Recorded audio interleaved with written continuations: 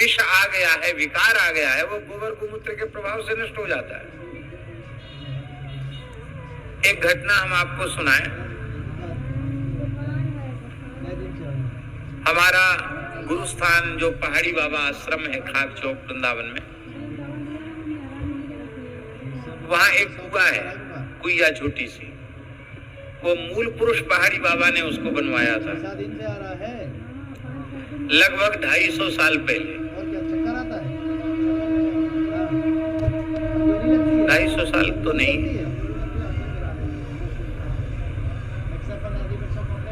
संवत 1865 का पत्थर उस पे लिखा हुआ है।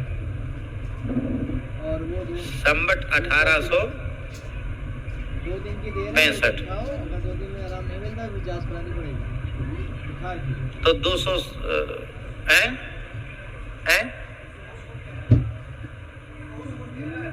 213 साल हो गए।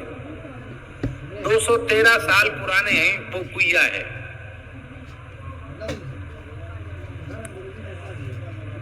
और पूज्य गुरुदेव जब तक विराजमान थे तब तक आश्रम में भगवान की सेवा का, रसोई का सारा कार्य उस कुआ के जल से ही होता था। नल का पानी, यद्यपि नल बाहर का नल नहीं था, वहीं की बोरिंग। और बर्तन वर्तन मांजने में भले प्रयोग हो जाए, धुलाई सफाई में, रसोई पूजा में तो कोई कूप जल का ही व्यवहार, कपड़े से छान करके पुराने टकसाली संतों की पद्धति, उसी पद्धति से होता था। और कुआ का जल बिगड़ गया। कुइया का जल बिगड़ गया। महाराज जी बोले कि इसको ठीक करो। तो एक डॉक्टर साहब थे, उन्होंने कुछ एक पुड़िया में दवाई दी, लाल पुड़िया आती दवाई, तो डाल दो उसमें। तो डॉक्टर के कहने से हमने वो दवाई डाल दी। अब वो जल लाल हो गया। कोई दवाई होती है पानी वाली दवाई, उससे और खराब हो गया पानी। तो किसी महानुभाव ने हमसे कहा कि इसमें चूना डाल दो, चूना डालने से ठीक हो जाएगा। तो हमने चूना डाल दिया। उतना ज्ञान तो था नहीं, तो ले आए बाजार से, चूना मंगवा लिया और खूब एक कम से कम 1 कट्टा चूना बड़ा बड़ा के उसमें डाल दिया। और कड़वा हो गया पानी। किसी ने कहा अब इसमें थोड़ी फिटकरी और डाल दो। प्रयोग करते चले गए, पानी खराब हो गया बिल्कुल। महाराज बोले, है तेरी जय रे, तेरी रे, राम राम। पढ़े लिखे मूर्ख, ऐसे बोलते थे वो। पढ़े लिखे मूर्ख, कुछ नहीं जानते हैं, खाली पोथी के पंडित हैं, व्यवहार का बिल्कुल ज्ञान नहीं है। क्या क्या डाल के सब पानी बर्बाद कर दिया। बताओ कहां कहां से पानी मंगाना पड़ रहा है। हे भगवान, हे भगवान, अरे राम राम, अरे राम राम। कुछ ज्ञान नहीं, कुछ नहीं जानते, कुछ नहीं जानते। अब हम ठीक करेंगे इसको, हम ठीक करेंगे। कैसे ठीक करेंगे? तो संध्या को गुरुजी ने क्या किया, महाराज जी ने आश्रम में जो गौ माता थी उनका गोबर और गोमूत्र इकट्ठा करवा लिया बाल्टी में। गोबर गोमूत्र खूब घोला और घोल के सब डलवा दिया। हम मन में सोचे कि अब रहा सहा और बिगड़ गया पानी, अब क्या होगा। तो गोबर गोमूत्र और डलवा दिया इसी में, अब बढ़िया से हो गया शुद्ध। खूब ज्यादा गोबर गोमूत्र डलवा दिया उसमें। अब रात शाम को डाला, रात्रि भर पड़ा रहा, दिन भर भी पड़ा रहा, 24 घंटा पड़ा रहा। उसके बाद महाराज जी बोले विद्यार्थियों से, साधुओं से, भैया हाँ लग जाओ, सब सफाई में लग जाओ। अब कुआ का पानी खींचने लगे। एक कोई हल्के शरीर वाले विद्यार्थी को उतार दिया, बाल्टी में बिठा करके, पैर खड़े करके रस्सी पकड़ के नीचे उतार दिया। तो कहा कि तुम भर भर के दो, जब पानी कम रह गया तो फिर नीचे का वो सब जो चूना ऊना जम गया था वो सब नीचे का थोड़ा कीच वगैरह बाहर निकाली गई। सफाई हो गई, कुइया की सफाई हो गई।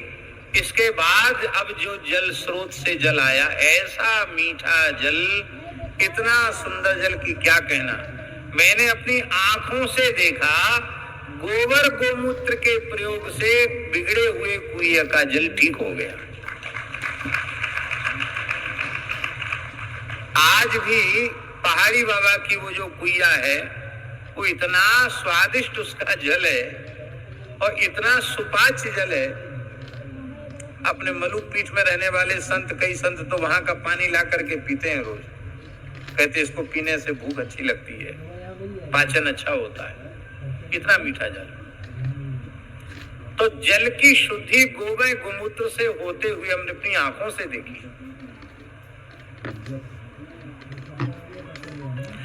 भैंस की प्रकृति होती है वो जल के भीतर जाएगी तो उसी में गोबर करेगी, उसी में मूत्र करेगी। और भैंस जिस तालाब में गोबर कर देती है, मूत्र कर देती है, उसमें कीड़े अवश्य पड़ जाते हैं, वो जल खराब हो जाता है। और गाय का गोबर गोमूत्र जिस जल में पड़ जाता है वो जल शुद्ध हो जाता है, बैक्टीरिया रहित हो जाता है, कीटाणु रहित हो जाता है।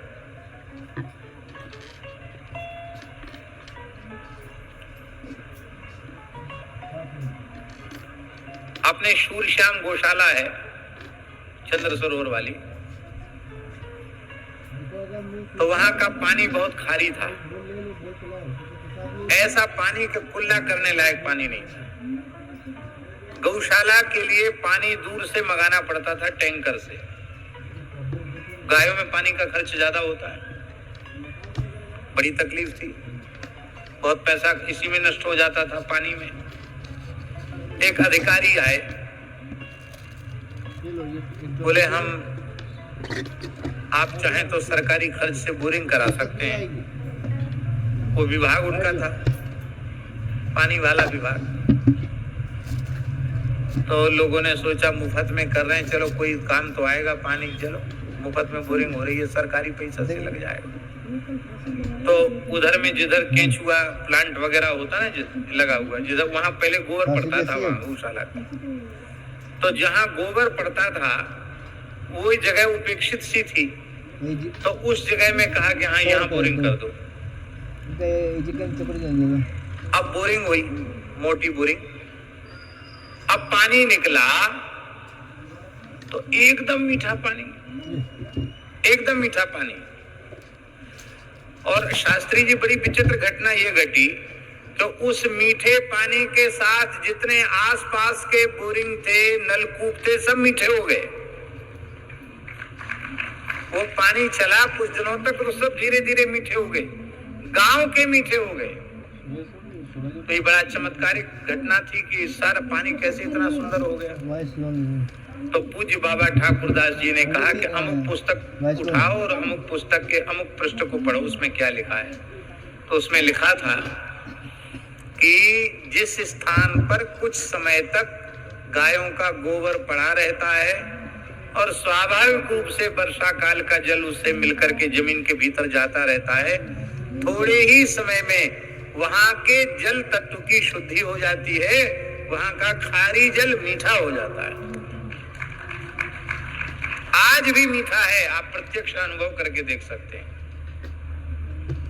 गोबर की इतनी महिमा है। राम